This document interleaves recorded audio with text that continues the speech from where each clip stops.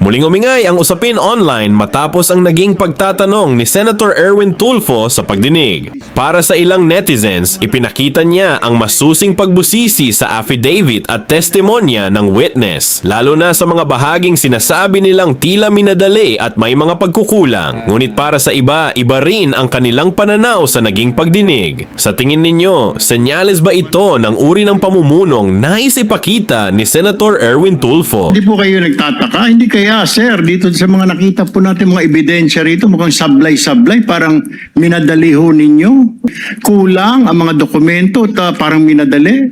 But nevertheless, you don't have to answer me that. Let me direct my question now to the prosecutors. That you are pleased. Unfortunately, we were not party to the preparation.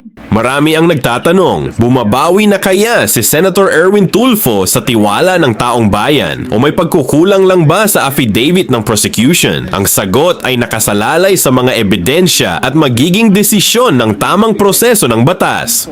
Kasi madidismiss yan yung mga kaso na medyo hindi po tight talaga ang kaso. Ano po? Yes, Your Honor. Sayang naman yung inyong pinaghirapan. Doon, ang dami natin nakita. Totoo